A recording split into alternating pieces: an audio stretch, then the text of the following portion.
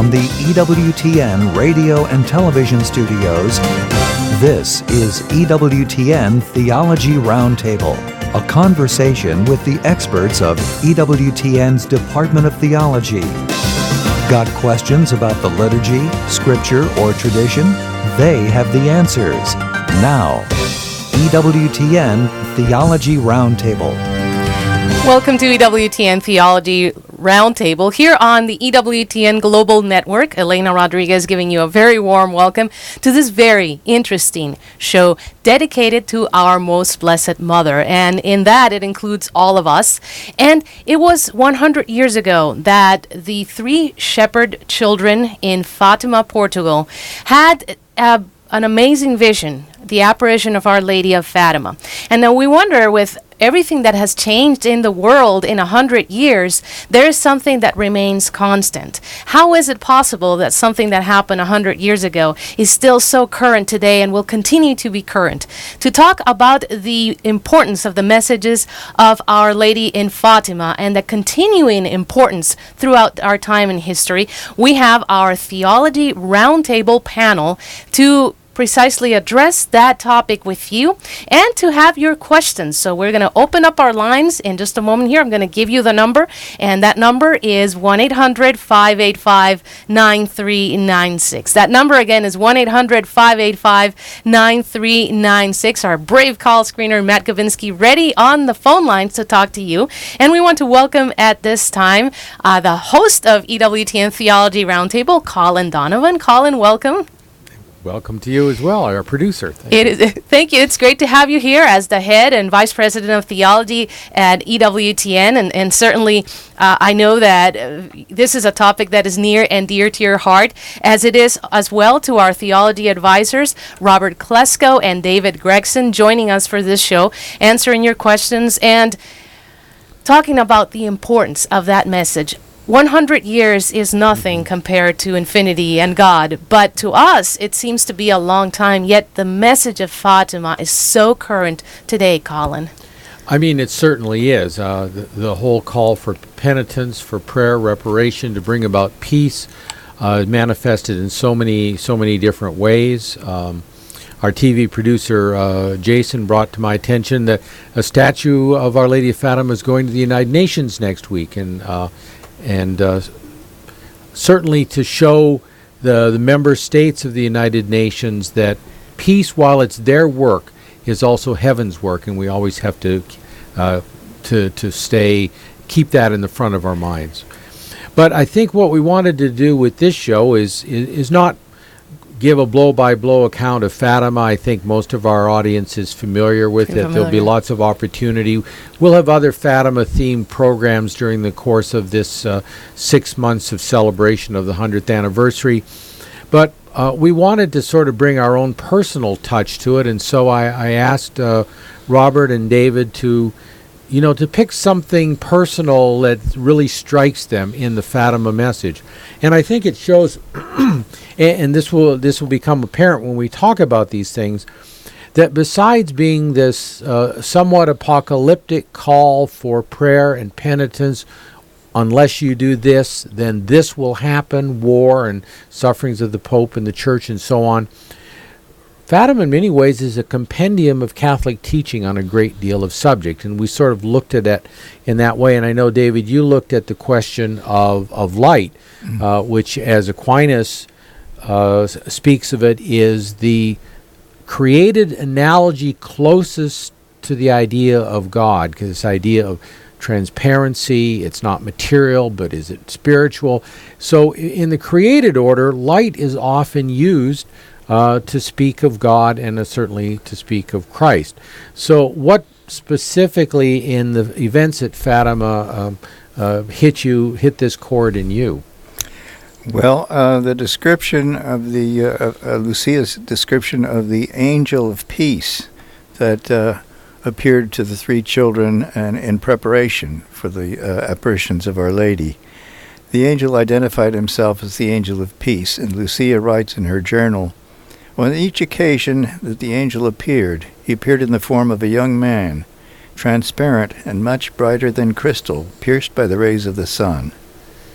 The angel told them to offer up prayers and sacrifices, to offer everything that they did as a sacrifice in reparation for offenses against God, and in particular to offer themselves in the Mass with Jesus to God the Father and to adore the Blessed Sacrament. Then on May 13th, 1917, the children saw the Blessed Mother for the first time. Lucia writes in her journal, "We beheld a lady all dressed in white. She was more brilliant than the sun, and radiated a light more clear and intense than a crystal glass filled with sparkling water when the rays of the burning sun shine through it." They understood that light that she radiated was God himself, and seeming to echo the Eastern doctrine of the uncreated light, the light of Tabor, which sanctified souls are enabled to see. And what was the effect of this light on the children? Lucia writes, "Our Lady opened her hands for the first time, communicating to us a light so intense that as it streamed from her hands, its rays penetrated our hearts and the innermost depths of our souls, making us see ourselves in God, who is that light, more clearly than we see ourselves in the best of mirrors." In this new knowledge of themselves, they developed an intense hatred of sin and a great desire to live in such a way as to be pleasing to God in everything that they did. Now this light radiating from Mary seems to illustrate Mary's role as the mediatrix of all graces, that all the graces flowing from Christ, the true light, are communicated to us through the hands of his mother. The second apparition on June 13th, the children again experienced God in the light of Mary. Moreover, they saw in the palm of Our Lady's right hand a heart encircled by piercing thorns, and this they understood to be the Immaculate Heart of Mary, outraged by the sins of humanity and seeking reparation. The third apparition on July 13th, the children were given a frightening vision of hell. They were told that in order to save the souls of sinners bound there, God wished to establish devotion to Mary's Immaculate Heart. In her final three apparitions, Our Lady reinforced her teaching on the love of God, love of neighbor, and she called for faith, conversion, prayer, and penance for the sins of others. There's sort of a very fine and significant connection here, I think, in this respect, with the appearances to Catherine Labouré at Rue du Bac in Paris, where Our Lady is seen light coming from her hands, and it's explained that those represented the graces that no one ever asked for, and all they must do is ask.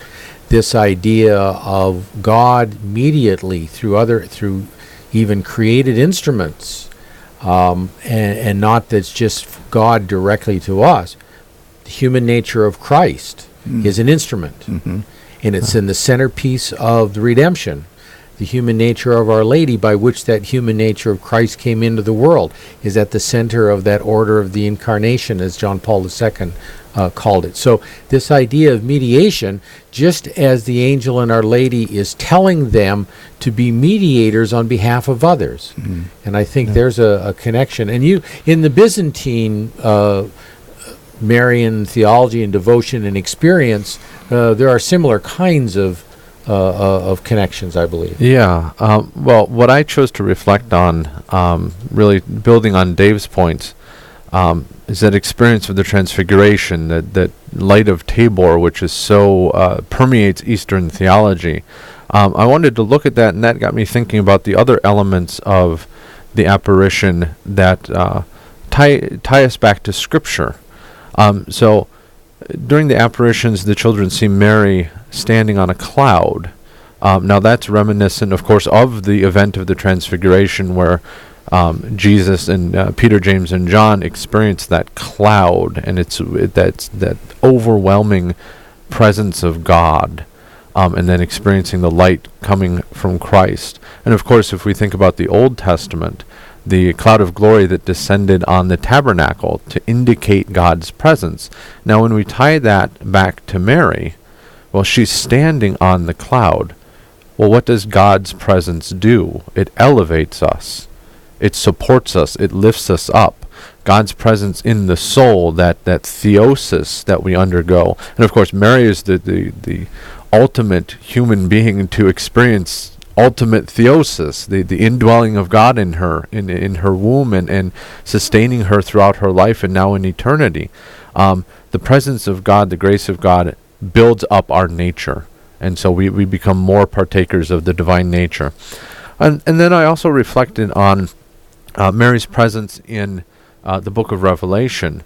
In Revelation chapter 12, verse 1, John is describing this woman clothed with the sun, with the moon under her feet, and on her head a crown of 12 stars. And that got me thinking of the connection between the apparition at Fatima and the apparition at Guadalupe, where Mary is depicted as standing on the crescent moon. And thinking of that symbolism as well in regard to light. The moon, of course, reflects the light of the sun. What a perfect analogy. That's what Mary does. She reflects the light of her son. And so we get that grace of Christ through Mary. So that very de Montfort principle to Jesus through Mary. And also the symbolism of the moon takes on a cultural dimension at Guadalupe. The moon for the Aztec people represented the goddess of night, a very, very dark and shaded and kind of evil presence. And Mary's standing on that to show that she's triumphing. So I know part of the message of Fatima is the triumph of the Immaculate Heart, the triumph of Mary over paganism. Now, it can be the Aztec form of paganism, but certainly it can be the paganism of communistic atheism, which was so prevalent at the time. Or the practical atheism of our own culture. Exactly.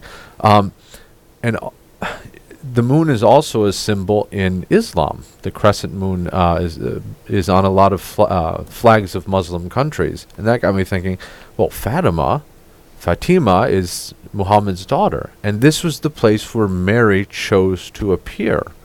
At this crossroads between East and West, between Russia, between everything that was going on there and the World War, and also the looming threat of Islam. And I think this has such a relevance to our day as well. I mean, Pope Francis just got back from Egypt. And wasn't that a trip of rebuilding, of building bridges between certainly the Coptic Christians, the Coptic Orthodox, and Catholics, but certainly between all Christians and Islam. And you hear reports coming out of the Middle East all the time of Muslims converting to Christianity, and of course they revere Mary in Islam. She's the woman who's most talked about in the Quran. I think she might even be the only woman talked about in the Quran. But really we see throughout this, building on that theme of light, the light that Mary brings into the world, that in these areas where Mary is reverenced, whether it's in Portugal by Catholics, whether it's in Egypt by Coptic Christians, or whether now it's in Moscow by the Orthodox Christians and the resurgence of Orthodoxy in Russia, where Mary is revered, evil, the tide of evil is drawn back. We make progress against evil, whether it's the evil of atheism or the evil of radical Islam. Where Mary is revered, there's tremendous success. And that success is all moving us towards Christ. And of course, Christ is the giver of all peace. I think that's very, very well put. It's almost a cliche, but it's one that hardly is ever talked about, that there is in the message of Fatima an implied message regarding the role that Islam has in relationship to Christianity. Not specifically Muslims in general, because clearly, obviously, it's a different religion. They're not Catholic, but in particularly as an existential threat, radical Islam, as radical atheistic communism was. So we can take up this topic and others, I guess, when we come back from our break and look a little bit more at maybe some of the interesting details of the message of Fatima here in the 100th anniversary year. So we are opening up our phone line so you can call in with your questions, and the number is 1-800-585-9396. That number again is 1-800-585-9396. Your questions about Our Lady of Fatima apparitions, stay tuned. Welcome to EWTN's Catholic Almanac. It's May 5th, and today the Church honors St. Angelus of Jerusalem. He became a Carmelite, converting many Jews in Sicily. In 1220, he was martyred for denouncing an extramarital affair of a local leader. By the way, we honor Our Lady during the month of May. Many sources describe the Blessed Virgin using flowers. For example, Bede the Venerable compared the white petals of a lily to Mary's purity of body.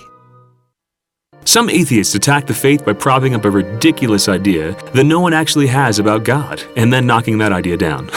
Many proponents of atheism claim that we Christians believe in a God that's like a mythological creature flying around in space. The lead atheist, Richard Dawkins, has famously said that we might as well believe in a flying spaghetti monster. And an atheist Russian cosmonaut is credited with looking around in space and saying, "Well, I'm here, and I don't see God anywhere." Friends, that would be like Frodo reaching the summit of Mount Doom and saying, "I'm here looking around and there's no evidence of J.R.R. Tolkien anywhere."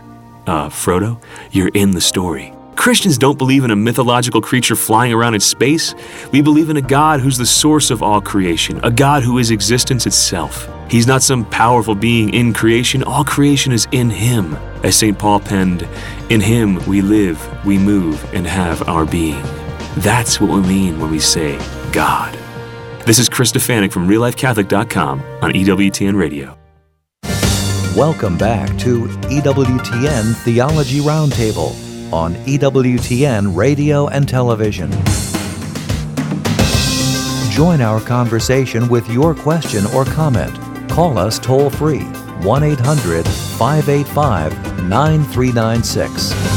Outside the United States and Canada, call 1-205-271-2985 or send us an email, etr@ewtn.com. And EWTN Theology Roundtable continues here on the EWTN Global Network. We are speaking with our theologians Colin Donovan, Robert Klesko, and David Gregson about the importance, the continuing importance of the apparitions at Our Lady of Fatima. 100 years ago, still current today, and still current to be in the future. And Colin, it is so very interesting, as we were discussing a moment ago, how the messages of Our Lady of Fatima really transcend all frontiers, all borders of culture and language, and even through the interreligious border. One of the questions that you might have here for our theologians, and I'll invite you to call, is if you are from a different faith, or if you have conversations with people from different faiths, how can that message of Our Lady of Fatima go out to illuminate their lives as well? The number is 1-800-585-9396, and we have some lines still open. This is a good moment to call, 1-800-585-9396. And Colin, how you and David and Robert were beautifully putting it, the light of the message of Fatima really illuminates our life in history. It does, and there's so much in there. I wanted to make maybe one little point here before we move on, and that is, for me, an area that interested me was, he's not well developed, but Joseph's role, the role of St. Joseph, the foster father of the Lord. He appears in the last apparitions on the October 13th, while the people are experiencing this miracle of the sun. The children are actually experiencing visions. And among those were, on the one hand, St. Joseph carrying the child Jesus in his paternal, fatherly role, and that relationship totally dependent, of course, on the child, in a way, not the father, but nonetheless in a human relationship, the child on the father. And then in the appearance of Our Lady of Mount Carmel. And the 2 points I get out of that is, first, regarding Our Lady of Mount Carmel, because Sister Lucy was actually asked about that. She said that Our Lady of Mount Carmel is most known for the brown scapular. And at first she didn't know what to call her. She said Our Lady of the Two Cards, because she had the scapular with her. And she said, well, it looks like Our Lady of Mount Carmel in the parish church. But she would insist later on that the wearing of the scapular is an integral part of the message of Fatima.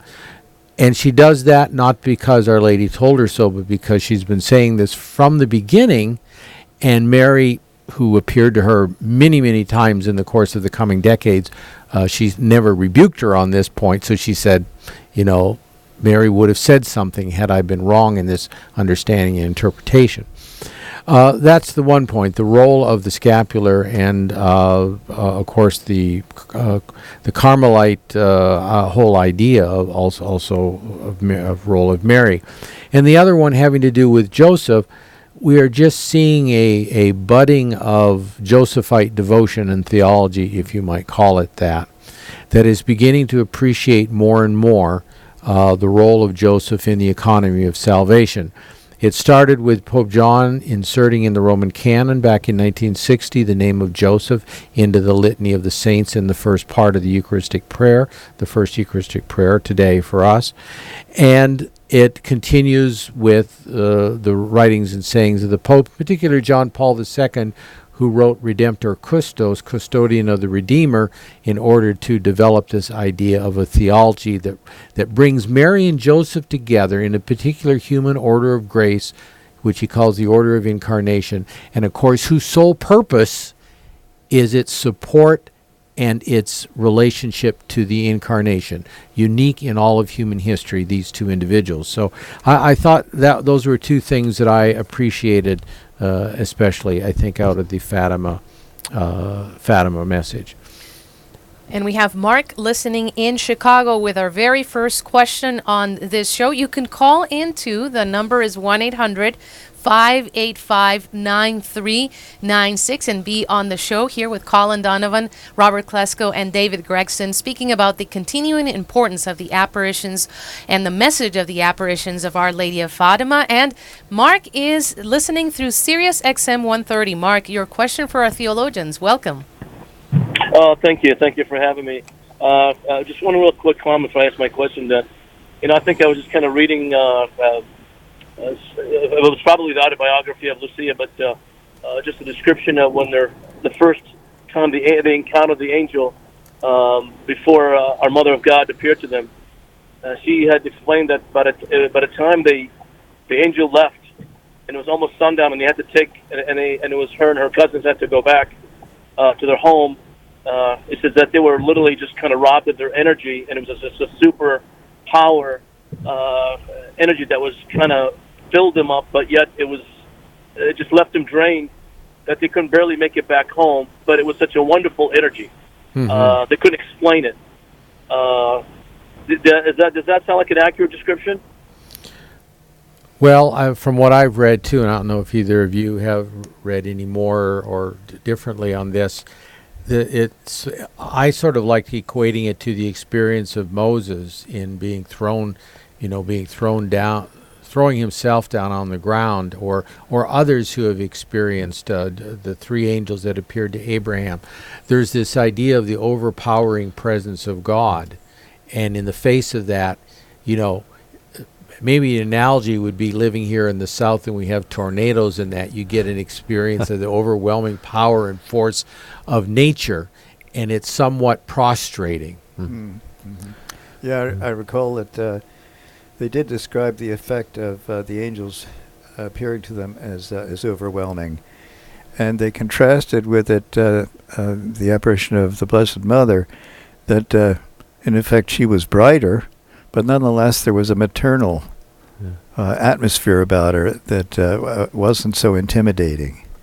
So my impression is that it was just the glory of the angel. Yeah. That I think it's very human too. If you do some intensely intellectual work at the, maybe you skip a meal or something like that. You're working very hard on something. You're done with it. There's that relief of you've done this, and then sometimes there's sort of, I've had this tremendous, intense experience, and now I'm sort of in recovery. Yeah. And isn't it interesting as well that the children in encountering the angelic nature of the angel, this is something that's not familiar to us as human beings.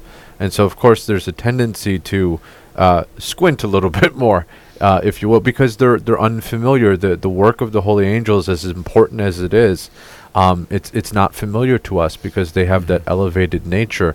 But in seeing Mary, the light reflecting more brightly off of her, because of course she's reflecting the light of a divine person, her son, but yet at the same time there's an accessibility. There's that approachability of the Mother of God, which takes us to Christ, who of course took on our human nature. And so there's that ease of access, which I think reflects well when we reflect on grace and the role of grace in our lives. Mm-hmm. And we will continue talking about the continuing importance of the messages in the apparitions of Our Lady of Fatima in just a moment here on EWTN Theology Roundtable. You can call in with your questions. We have one line open right now, 1-800-585-9396. We'll be back right away with more in a moment. Stay tuned. EWTN Religious Catalog is your online destination for Catholic books, DVDs, rosaries, devotionals, and every purchase directly supports EWTN's mission. Ready to shop? Visit EWTNRC.com today. 60 on 10 with Monsignor Charles Pope. The 10th commandment, you shall not desire anything that is your neighbor's. This commandment is similar to the 9th because it uses the word covet, which means to inordinately or inappropriately desire something. And therefore, related to this are concepts that are familiar to us, such as greed or avarice, which is the undue passion for riches and powers. And likewise, envy and jealousy are related here. Jealousy, you have something that I want, but I want it inappropriately or inordinately. Likewise, though, envy is a very dark thing because it wants to destroy that which is good in another, because it makes me look bad by comparison. And so, in all these ways, the Lord is asking us to look very carefully to our desires because they can grow too expansive and lead us into very grave sins. The 10th commandment, you shall not desire anything that is your neighbor's. EWTN. Live truth. Live Catholic.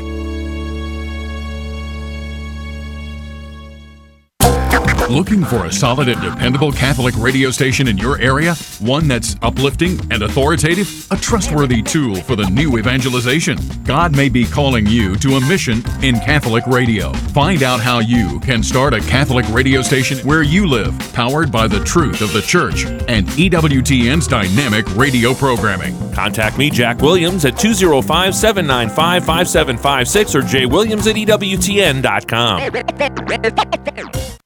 Hi, this is Dan Burke from the National Catholic Register. Hello, this is Bishop David O'Connell of the Diocese of Trenton. Hi, this is Teresa Tomeo, host of Catholic Connection, and thanks for listening to the EWTN Global Catholic Radio Network.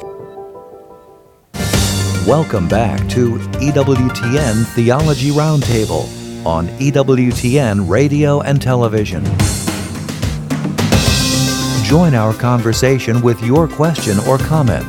Call us toll-free, 1-800-585-9396. Outside the United States and Canada, call 1-205-271-2985 or send us an email, etr@ewtn.com. We're glad you're joining us here on EWTN Theology Roundtable. Elena Rodriguez welcoming you if you just joined us now, and we hope you continue with us. We are talking about the continuing importance of the messages of Our Lady in Fatima and how they are as current as ever. What was 100 years ago, still current today, will continue to be current. And what a lovely presentation that our theologians did earlier about the light of the message of Fatima. You can call in with your questions. We have Christopher, Andre, Richard, and we can have you on here as well. 1-800-585-9396, and you can ask your question to Colin Donovan, David Gregson, and Robert Klesko, our theologians here with EWTN Theology Roundtable. We have Christopher on the line in New Mexico. And Christopher, what is your question? Go right ahead. You're live. Hello, Christopher. Can you hear us? Yes, I can. All right, go ahead. Please ask your question. How can the Lady of Fatima help us get through life? Okay, well, that's a very good question. I think the more we think of Mary as we think of our own natural mommies, our mothers, so how does a mother help? She feeds, she clothes, she tries to help get over scrapes and scraps and so on that happen in our everyday life. And Our Lady wants to do the same thing for all of us in the more important areas, to be good people, to be good disciples of Jesus. But she also will help us even in our daily life, in the ordinary things of life as well, as our mothers routinely do. So if you think of Our Lady as our spiritual mother, because she was the mother of our Lord, then I think you will find that you have many reasons to call out to her for her help, to look to her for guidance and the answer to prayers in needs of all kinds. Yeah. Well, Go ahead, David. When we make mistakes, it's as if we fell down. And just as our mother would pick us up when we fell down, so Our Lady will pick us up, and she'll help us to walk in the right way again. Yeah, and I think a pleasant image in regard to Our Lady and thinking about motherhood, and reminder to everybody, it's Mother's Day coming up pretty soon, is that image of protection. And of course, Byzantine Catholics have a special love for the apparition of the protection of the Mother of God, where she spread out her mantle of protection around the city. And I think that's such a wonderful maternal image, because we live in a world where it can be scary at times. And I know from my own home experience, when my boys are scared, they go to Mom. And it's just this natural instinct that they have. Nobody told them, well, when you get scared, you go to Mom. They just do it. They just, even if I'm around, there's nothing like they will run past to her. Yeah, exactly. No, I don't want you, Dad. I want Mom. There's a comfort that moms bring that I think Mary in our age, which can be very frightening at times, Mary provides that for us, and being close to her provides us with that spiritual comfort that really helps with getting through this life. So, good question, Christopher. Yeah, and Mary is very much associated with, in the writings of St. Louis de Montfort, St. Faustina Kowalska, as well as in those of John Paul II, with this maternal idea of love. He speaks of God in his encyclical on the Father, on Divine Mercy. He calls it a womb love. It's the deepest kind of maternal love.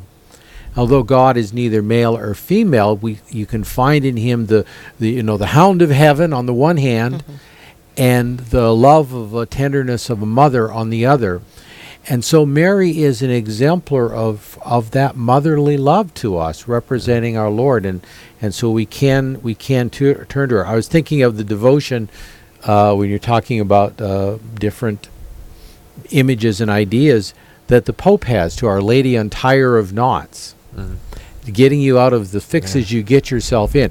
The way Our Lady of Fatima came to get the world out of the fixes we've got ourselves in by our sin, by our wars, by our hatred and racial antipathies and all the things that have produced the world in which we are. And we have a question from John, who is teaching a class, tuning into our show here on EWTN Theology Roundtable. John's question is, what are the secrets that Sister Lucia received in Fatima? The vision of hell, the promise that about Russia would spread her airs, but Mary would come to ask for the consecration of Russia to her Immaculate Heart. And then the third one that was revealed in 2000 of the Pope who ascends the mountain and is struck down. And that's been applied to John Paul II, at least in an exemplary fashion, of how the popes in the church suffer, something that was predicted at Fatima in a general way. You can call in with your questions about the continuing importance of the messages from Our Lady of Fatima. Here and bounce them off are theologians Colin Donovan, Robert Klesko, and David Gregson on EWTN Theology Roundtable. Our lines are open. We do have a line right now. Good moment to call. 1-800-585-9396. That number again is 1-800-585-9396. Richard is in Plano, Texas, listening to us through the Guadalupe Radio Network. Richard, your question, please go right ahead. Thank you. Thank you very much for taking my call. My question was concerning Amelia, the children's playmate who Our Lady said would spend her time in purgatory. Do we have any other biographical information concerning Amelia, basically how she died or how old she was? And is there anything we can do to relieve some of her time? Sure. Well, there has been some dispute as to what is claimed, and I have the text in front of me, that Lucia was asking about different children, and she asked about Amelia, who had died. In what circumstances, we don't know, or biographical details, we really don't know. And Our Lady said she was asking whether she's in heaven. Our Lady said she's in purgatory, will be in purgatory till the end of time.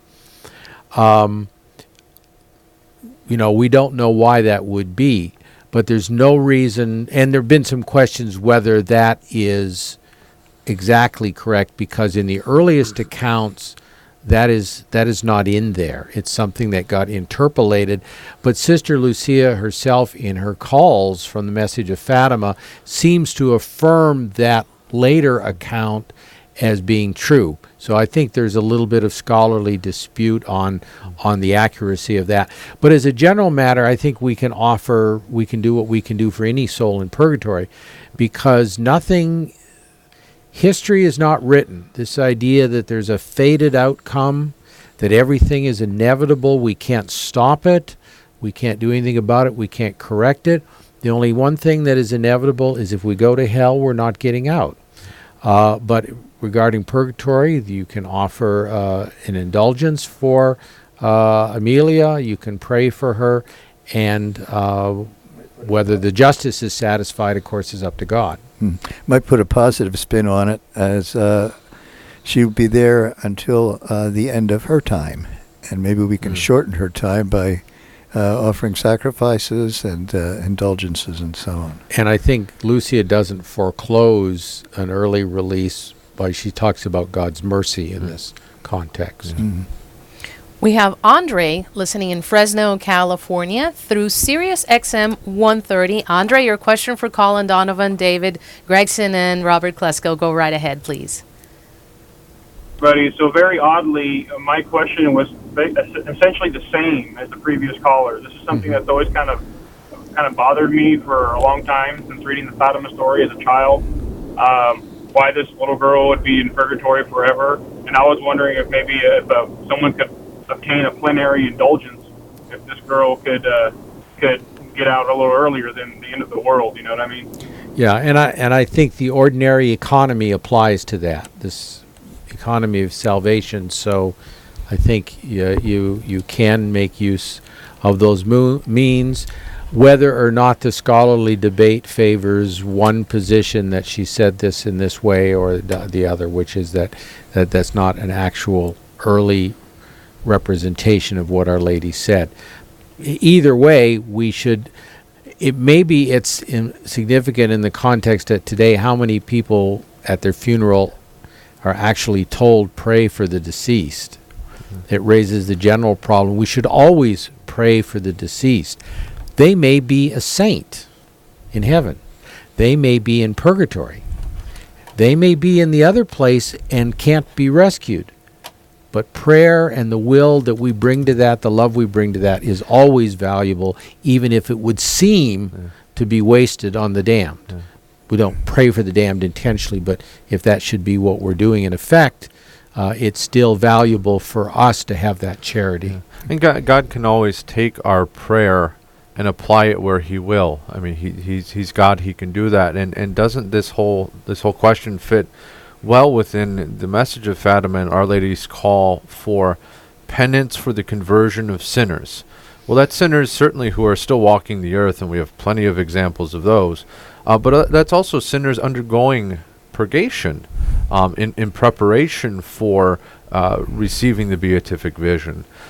So when Our Lady talks about specific people, one thing that my mother-in-law always says is, we're in sales, not management.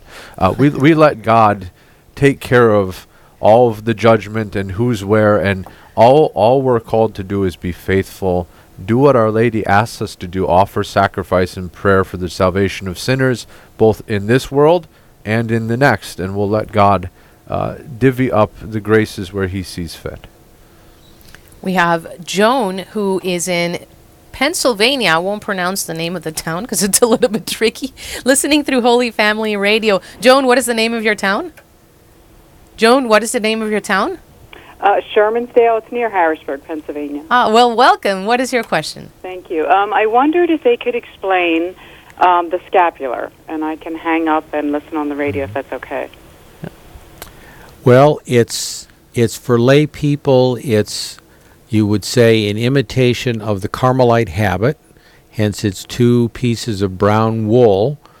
A scapular in religious life is an outer garment that goes over the main garment and hangs down in front and back. It's generally a work garment that allows the person not, if they're washing dishes or doing other things, they're not soiling their main habit.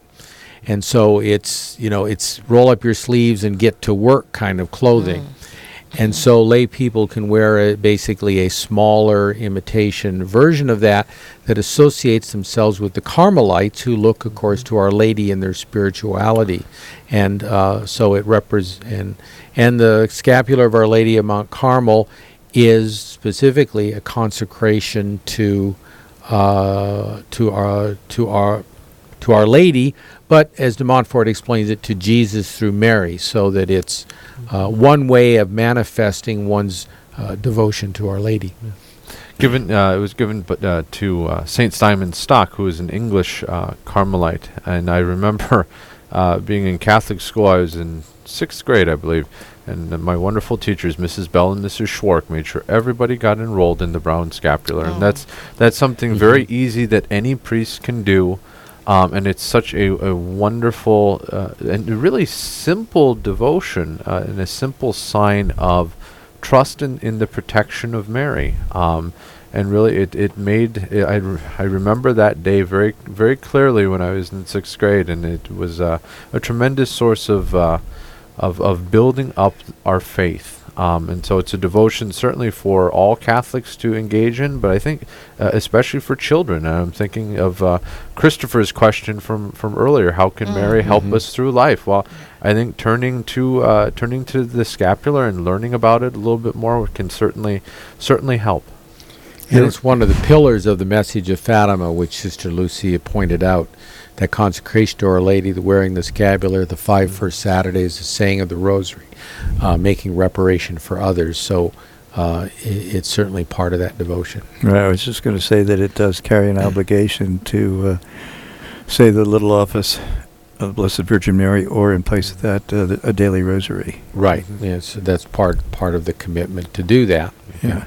And it's always good when one makes a Marian consecration or do anything like to have a sort of like, not a formal retreat necessarily, but a period of personal preparation for that.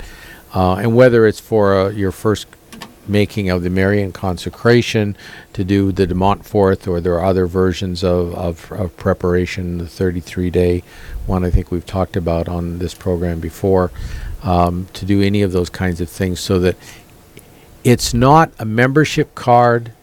It's not a little checkbox, so I've ticked this off, now I move on to the next little devotion. No, it's the commitment to go to Jesus through Mary and to imitate her discipleship with respect to God the Father, Son, and Holy Spirit. And Chris is in the very heart of the Show Me State, Jefferson City, Missouri. Chris, your question, please go ahead. Hi, yes. First, let me say thank you for your show. It's very informative. My question goes to Christopher, the young boy that asked the question, and I love the answer. I'm on board with that. It works for me too. And I turn to Mary as a maternal figure, but I sometimes find that I'm confused. I feel like I sometimes should be praying instead to Jesus to help fix my scraped knee. And sometimes I feel like I'm headed the right direction, but why? What about Jesus? I mean, why would I pray to Mary when I can go direct to the source? That kind of gets me hung up sometimes. Well, for the same reason, why would the Father send the Son incarnate, the Word, and cause him to go incarnate, when he could have simply absolved the human race? It's an instrument he chose to use, and he received that human nature through Mary. She is intimately tied with his incarnation and therefore with his redemption. It is, for Catholics, should see it not primarily as this, but it ought to be a starting point if there's no devotion to Our Lady, which you clearly have. And that is, it's an obligation of justice to acknowledge those who are instruments in our life.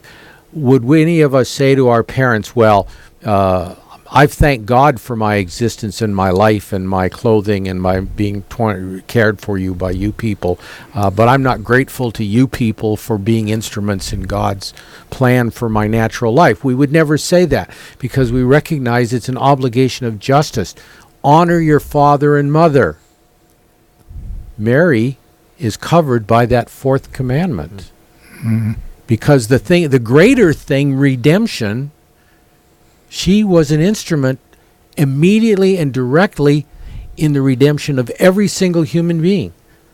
Only Joseph could claim that, or maybe the apostles, but not in quite the same way. Yeah, if I ask Mary for something, that doesn't mean I won't also ask Jesus for the same thing. I mean, there's no it doesn't have to be either or. It can be both and. And he gave us parables of pestering, you might call it. Right, right. So be persistent. Yeah, I think that praying to Mary gives added energy to your prayer to Jesus. So it's she helps you pray.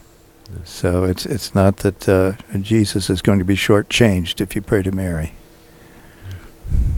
And we have a question from Trevor listening through YouTube. By the way, you can check out our YouTube webcast here for all of our live shows by going to youtube.com. And then on the search bar, type EWTN channel, and you'll be able to chime in with your questions on our YouTube chat while we're doing our live webcast. So Trevor is asking, he's saying he has heard from an Orthodox priest saying that the titular king of Portugal said that the prophecy about Russia was going to convert not to Catholicism but to Orthodoxy. He wants to know if that is true. I've not seen anything in the in any of the formal or authoritative writings that anybody can say anything they want. Now, some, in looking to make the claim Russia's not been converted, have been looking for an almost instantaneous conversion of Russia. They can hope for that in the same way we could hope for an almost instantaneous conversion of America. But that's not how things work. Even if God were to give some great sign for the whole world, like the miracle of the sun was, the miracle of the sun occurred. There were atheists before, there were atheists after, who had seen the miracle of the sun. These are human processes that work out. And Russia's conversion, as a lot of mystics and saints have said over the year, Christianity will one day be unified again. But along the way, there will be many steps, and I think we are seeing some of that taking place. I think certainly you can see that Russia is in a much better position than it was under the socialist yoke, under the communist yoke. And certainly Fatima has had a lot to do with that, with the resurgence of Russian Orthodoxy. Now, of course, we share in imperfect communion with the Russian Orthodox. We're working on establishing that full communion, but I think you can see there's been a lot of progress. One thing that I came up with in my research is the return of the icon of Our Lady of Kazan by John Paul II to the Russian Orthodox Church. I think that was in 2003. But it came to John Paul II via the Blue Army, The icon was smuggled out of Russia during the revolution and ended up in private hands, and then it was purchased by the Blue Army.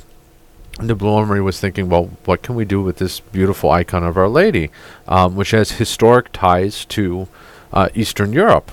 Well, there's this Polish Pope in Rome. Let's give it to him. And it was hanging in John Paul II's personal chapel in the Vatican, and it was a constant focal point for him. And certainly, we know that John Paul II had such a tremendous impact on the fall of communism. Really, that peaceful fall of communism, which even secular scholars, they look at the history of it and they go, we don't know how this happened. But there's this Polish Pope and this American president and this English prime minister who all in their own ways had such a peaceful yet strong impact, and especially John Paul because of his native Poland. I mean, it's just miraculous, and how that process facilitated greater relations with the Orthodox churches. And so I think we can continue to hope for closer communion between Rome and all of the Orthodox churches. And I think the Orthodox churches generally are different, say, from Protestantism or other religions, non-Christian religions, except for the Jewish people, is they think of themselves more as a people having this religion. And I think the conversion of the Orthodox will be as a people, almost in the same way you could say the conversion of the Jews, of which St. Paul and others speak of, that will be as a people there would be a conversion. And I think we have that day to look forward to, obviously, in both cases. But what we do have is we have had the obstacle of a militant atheistic state being removed from the practice of religion in Russia, and that has given a space and freedom that is, in a way, more expansive than we even experience in the West now. That's something to reflect on. Who needs the converting more in terms of freedom and the ability to worship God according to our conscience? The Russians or us? Walter is in Graham, Washington, listening through Sacred Heart Radio. Real quick, Walter, your question, please. Yes, I'd like to ask why the Catholic clergy and the Catholics as a whole, it seems to me we should be asking Mary to appear again, asking angels to appear until they're here permanently. I mean, it seems to me church should be a vehicle for that. We should sit at church and say, now, let's meditate and see if we can get Mary to appear and talk to us. I mean, there's no real religion otherwise than that. Well, the trouble with that is almost every theologian, especially of mysticism in the history of the church, would say bad idea because there are other powers that like to insert themselves. So one of the strongest rules in Catholic spiritual theology is you don't go seeking and you don't go asking for these kinds of experiences. If God imposes them on you, you should not want them until it's clear that it's God.